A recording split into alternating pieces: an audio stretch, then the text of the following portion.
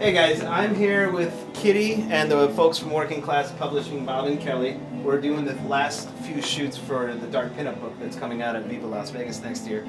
And I've done a couple of these little tutorials for lighting, well, my weird lighting, and I thought this would be a perfect example. I did one in LA recently that was kind of a well-lit house with a big open door and windows. This is the exact opposite. The only lighting we have here to work with is just a couple of lamps and candles, and this is sort of what makes the lighting that I kind of become known for.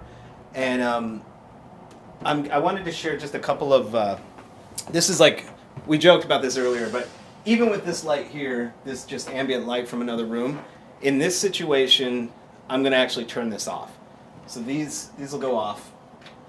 And then this is kind of where I've gotten most comfortable. This is also a place where I think most photographers would probably freak out. And it takes years. It takes, you know, like it took me over a decade to kind of get to a point where I was comfortable in this kind of low lighting. But it creates those really, really warm, natural tones. And I'm even going to show you a trick that I use sometimes in situations where it's just too dark and you want to find an interesting way to light things up to get some texture, but you still want it to look like kind of that dark pinup look. So this is a setup that Ellie put together. Just a bunch of stuff we had around the house, but like in this situation, we're just making a set just like you would make for a movie, and it's perfect. It works really well. The only thing we have lighting here is this brass lamp and a candle, a couple of candles, and Kitty's down underneath here on the floor. So when I'm shooting this, the first thing I'll do is I'll take like my regular light test readings, and in a situation like this, you're going to be really slow. Your shutter speed's going to be, well, let's see what mine's at. My shutter speed is at a 50th of a second, which means she cannot move hardly at all. A lot of times when I work with models that have a lot of experience, they hear the camera, they'll hear the shutter click, and they immediately move to the next pose. And I always have to spend the first few minutes asking the model to not do that, because I usually need 3 or 4 shots to make sure I have something sharp and in focus because of just movement, not just the model, but myself. It's worth it though. I mean, if you're going for shots that look different than the way most photographers shoot, it's worth the trouble. Another thing is, you're gonna have to get into some higher ISOs. And you know, obviously the higher ISO, the more grain you're gonna get. But that's one of the reasons I shoot with a Nikon. I have a Nikon D750. In my opinion, Nikon tends to handle low light better than Canon and other brands. So for my particular style of photography, Nikon just seems to fit better for what I do. But in this case, just like I said in that video in LA, you know, I did that little example where the door opened up to lift more light onto the model's face. It's sort of the same thing here. What dictates this shot is the light. So whereas most photographers would be bringing the light to the model, I kind of do the exact opposite. I bring the model to where the light is. So when I get Kitty like underneath these lights here, you can see like it starts to warm up her skin and glow a little bit. And like for say maybe the side of her face needs to be lit more, I would actually move like a candle, and then I would have her just turn a little bit. Okay, just turn a little bit more that way. And that's how I would make that photo. I would just be moving my light sources as limited as they might be to where I need to make the picture. Hold on one second. Now, on this shot, which is, you know, you can even see this is a beautiful shot.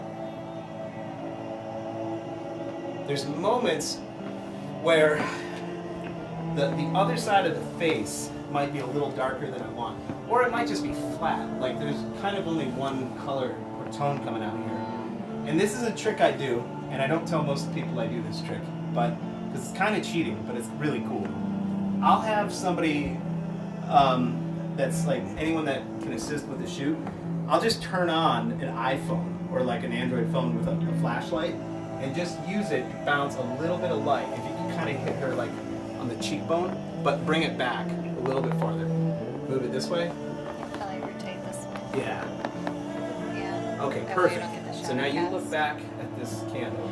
Okay, This is exactly where I love to be. You have two light sources, and when I was in college, they used to like tell us all the time, don't do that. They're like, don't mix light sources, and that's pretty much what I've built my whole career on. But you have this warm candlelight and the incandescent bulb up here just hitting her on the face and like making her skin this beautiful caramel color. And on this side of her face, you have the kind of harsher iPhone light. But the thing is, at least on my camera, I don't know if this is a Nikon thing, it doesn't show up that way. On my phone, this blue light kind of tends to show up as a green, like a greenish color. And the red, like the reds and the yellows and the greens just look so cool together. I'm gonna take a couple shots here and show you on the camera how that looks. Look down here. Perfect, don't move. Bring it a little closer to her chin, or her cheekbone. There you go, hold it. Oh, that looks so good. Hold it. A little closer. That's another thing about my photography when I work with makeup artists. I always have them really exaggerate the highlighter on the cheekbone because it needs to pick up more light, which you did a great job. I didn't put any highlighter. Really? That's just your skin? I did it because of photography. Every other photographer I've worked with just They don't like it? They told me not to do highlighter. You have it's very shiny on that part of your face. What are you using? Like for your makeup? I think that's just NARS sheer foundation, like the lightest coverage I could find. Yeah, well NARS ends up like they have a lot of shimmery stuff in just a regular makeup. I'm using their matte one. Okay, yeah, because actually my favorite highlighter of all times is Albatross, Really? and that has a really strong like greenish gold hue. But again, most photographers just aren't crazy about that kind of highlighter. But because I'm working so limited with the light, we try to bounce as much as we can. But you look great. So. Sometimes I'll even Photoshop that in a little bit, like exaggerate the highlight. Eyes down here. Don't move. A little closer, Charlie. There you go. Don't move.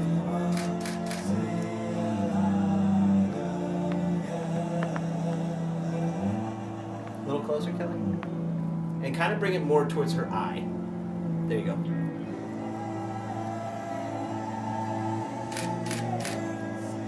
There we go. Perfect. There you can see like this kind of result of two light sources hitting at the same time. You have these like warm reddish tones, and then up here these like greenish tones that come from the iPhone. They don't really show up blue, they look like greenish. And once you get that in Photoshop, you can actually adjust that even more and bring out a little bit more hue. So, all right, that's it. That's kind of a behind the scenes look at how I make some of these weird pictures. So yeah, Dark Pinup comes out, what did we say, Thursday, April 19th in Las Vegas at the Artisan Hotel. So if any of you can come join us there, that'd be great. Thanks. Bye. How's that there? You can go to change. Thank you. Alright. Alright. Thank you, everybody. That was good.